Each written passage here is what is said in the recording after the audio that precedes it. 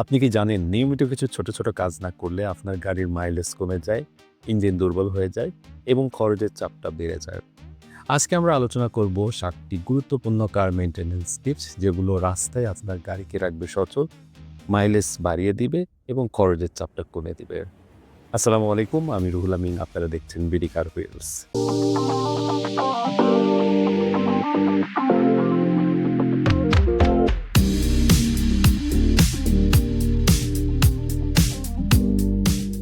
১ number tips air filter check. আমরা সাধারণত ৩ থেকে ৪,০০০ কিলোমিটার পর, পর গাড়ি মেইনটেন্যান্সে নিয়ে যাই। মোবিল ট্রেনের পাশাপাশি এয়ার ফিল্টার চেঞ্জ করে ফেলি। কিন্তু অনেকের গাড়ি দেখা যায় ২-৩ মাস পর, পর এই মেইনটেন্যান্স করে। অর্থাৎ গাড়ি কম চালানো হয়, গ্যারেজে পড়ে থাকে। তো ১ মাসের মধ্যে আপনাকে অবশ্যই এই এয়ার ফিল্টারটা আপনাকে চেক করতে হবে। এটি পরিষ্কার করে চালানো যায়, তবে খুব বেশি ড্যামেজ হলে এটা পরিবর্তন করতে হবে। এই এয়ার ফিল্টার চেকের মাধ্যমে আপনি কিন্তু ১০-১৫% মাইলেজ বৃদ্ধি করতে পারেন। অর্থাৎ আপনি যদি এটা চেক না করেন ১০-১৫% মাইলেজ কিন্তু কমে যাবে। সো এয়ার ফিল্টার চেক করা কিন্তু খুবই গুরুত্বপূর্ণ। ২ নম্বর টিপস ইঞ্জিন অয়েল এবং অয়েল ফিল্টার চেঞ্জ করা। আমরা গাড়ি ৩,০০০ থেকে ৪,০০০ কোনো ক্ষেত্রে ৫,০০০ পর, পর মেইনটেন্যান্সে নিয়ে যাই এবং ইঞ্জিন অয়েল পাশাপাশি অয়েল ফিল্টার চেঞ্জ করি। তো এক্ষেত্রে ইঞ্জিন অয়েল চুজ করা কিন্তু খুবই গুরুত্বপূর্ণ। ভুল ইঞ্জিন অয়েল আপনি যদি চুজ করেন তাহলে আপনার ইঞ্জিন নক করবে।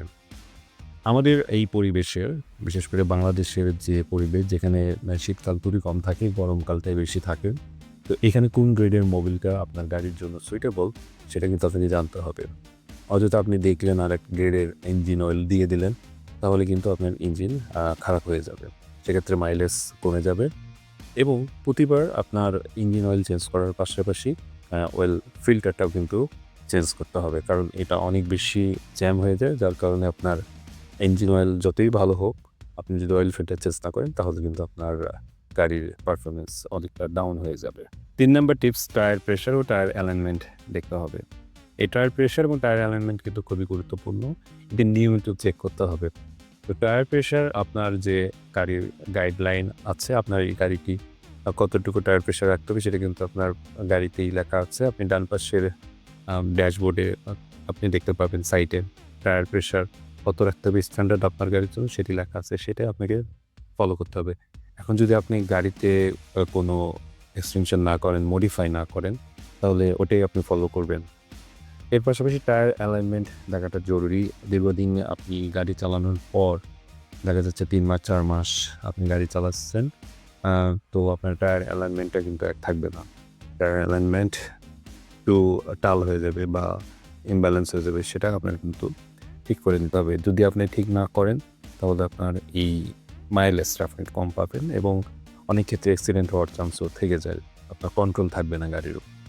এবং টায়ার প্রেশার যদি বেশি কমায় ফেলেন সেক্ষেত্রেও মাইলেজ কমে যাবে এবং যদি অতিরিক্ত টায়ার প্রেশার দেন সেক্ষেত্রে আপনার গাড়ি অ্যাক্সিডেন্ট হওয়ার চান্সেস থাকে। সো এই টায়ার প্রেশার এবং টায়ার অ্যালাইনমেন্ট নিয়মিত চেক করতে হবে। টায়ার অ্যালাইনমেন্ট অ্যাটলিস্ট ৬ মাসে একবার আপনাকে দেখতে হবে এবং টায়ার প্রেশার অবশ্যই ৭ দিনের মধ্যে একবার আপনাকে চেক করতে হবে। ৪ নম্বর টিপস ব্রেক সিস্টেম চেক করা। তো ব্রেক সিস্টেম বলতে আমরা কি বুঝি?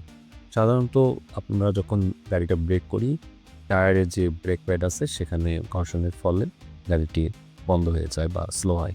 তো এই ব্রেক প্যাডটা কিন্তু নিয়মিত এই কাজের কারণে ক্ষয় হয়ে যাচ্ছে। তো এটা আপনাকে নিয়মিত চেক করতে হবে। বেশি ক্ষয় হয়ে পাতলা হয়ে গেলে সেটা কিন্তু ঝুঁকি হয়ে যায়। অনেক ক্ষেত্রে আপনি আম খুব জরুরি প্রয়োজনে ব্রেক করলেন, গাড়ি কিন্তু স্লোলি ব্রেক হচ্ছে, সেক্ষেত্রে অ্যাক্সিডেন্ট হয়ে যাবে। তো আপনাকে এটা চেক করতে হবে নিয়মিত এবং এর পাশাপাশি আমরা কিন্তু আরেকটা বিষয় গুরুত্ব দিই না, ব্রেক অয়েল। তো এই ব্রেক অয়েলটা কিন্তু আপনাকে ফলো করতে হবে যে এটি তার মিনিমাম লেভেলের নিচে চলে গেল কিনা। যদি এই মিনিমাম লেভেলের নিচে চলে যায় তাহলে কিন্তু আপনার গাড়ির যে ব্রেকিং যে একটা সেটিং ফাংশন আছে সেটা কিন্তু নষ্ট হয়ে যাবে এবং আপনি ব্রেক করার সময় ব্রেক হবে না। ৫ নাম্বার ব্যাটারি হেলথ নিয়ে কথা বলবো। গাড়ির ইলেকট্রিক সিস্টেমটা কিন্তু এই ব্যাটারি থেকে আসে। আমাদের ব্যাটারি হেলথ সাধারণত ২ থেকে ৩ বছর। আপনি যদি নিয়মিত গাড়ি চালান তাহলে আপনার গাড়ির ব্যাটারিটি ভালো থাকে। কারণ সবসময় চার্জ হচ্ছে। এর যে কোষগুলো আছে ব্যাটারির মধ্যে, সেলগুলো আছে, এগুলো খুব অ্যাক্টিভ থাকে। যারা নিয়মিত গাড়ি চালান না, খুব অল্প চালান, মাঝে, মাঝে চালান, তাদের এই ব্যাটারি কিন্তু ডেথ হয়ে যায় খুব দ্রুত। তো সেক্ষেত্রে আপনাকে এই গাড়ির ব্যাটারিটা নিয়মিত মেনটেন্যান্স করতে হবে, অর্থাৎ আপনাকে গাড়ি স্টার্টে রাখতে হবে এবং সেলফ নিতে গেলে আপনার ব্যাটারিটা ঠিকমতো সাপোর্ট দিতে পারছে কিনা, অর্থাৎ কারেন্ট দিতে পারছে কিনা সেটা কিন্তু দেখতে হবে। যদি সেলফ দিতে গিয়ে প্রপার ব্যাটারিটা কাজ না করে তাহলে ব্যাটারি চেঞ্জ করতে হবে। এবং ব্যাটারির উপরে যে দুই পাশে দুটো নেগেটিভ পজিটিভ টার্মিনাল আছে, এই টার্মিনালগুলো কিন্তু আপনাকে পরিষ্কার করতে হবে।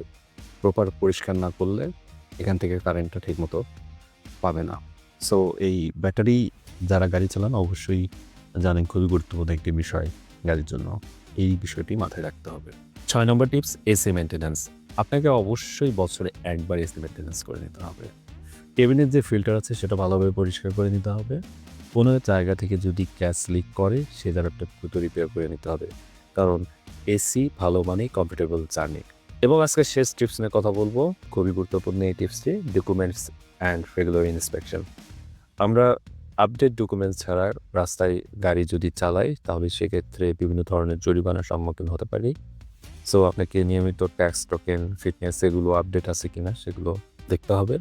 এবং রেগুলার ইন্সপেকশন অবশ্যই প্রতিদিন গাড়ি বের করার আগে আপনার রেডিয়েটর এবং টায়ার প্রেশার, এই যে বিষয়গুলো আছে, মোবিল আপনার লেভেল কতটুকু আছে, এগুলো কিন্তু আপনাকে চেক করে আপনার গাড়িটি বের করতে হবে। তো এই বিষয়গুলো যদি আপনি খেয়াল করেন তাহলে পরিপূর্ণভাবে আপনি নির্ভেজাল ওয়েতে ড্রাইভ করতে পারবেন। কিছু প্রো টিপস দিই আপনাদেরকে। আননোন কোনো গ্যারেজে কাজ করবেন না। হঠাৎ করে মনে হলো যে এই গ্যারেজে আজকে নিয়ে দেখি, এটা করবেন না। কারণ যে গ্যারেজের লোকদের সঙ্গে আপনার পরিচয় নেই তারা কিন্তু হুট করে আপনার গাড়ি খুলে ভালো কোনো বিষয়কে আপনাকে বলবে এটি খারাপ হয়ে গেছে, এটা চেঞ্জ করতে হবে। সেক্ষেত্রে আপনি বড় ধরনের আর্থিক ক্ষতির সম্মুখীন হবেন। সো আপনার ভাই, বন্ধু, ব্রাদার যারা অলরেডি গাড়ির মালিক আছে তাদের সাথে কথা বলুন, তাদের পরামর্শ নিন। তারা কোন গ্যারেজে কমফোর্টেবল এবং আপনার বেস্ট সার্ভিসটা পাচ্ছে সেগুলো শিওর হয়ে আপনি গ্যারেজ নিয়ে যাবেন। আশা করি এই আজকের টিপসগুলো আপনাদের কাজে দিবে। আরও কী কী বিষয়ে ভিডিও দেখতে চান কমেন্ট করুন। আজকের ভিডিও ভালো লাগলে লাইক করুন, এই ভিডিওটি শেয়ার করুন, চ্যানেলটি সাবস্ক্রাইব করুন। সবাই ভালো থাকুন, সুস্থ থাকুন। আল্লাহ হাফেজ।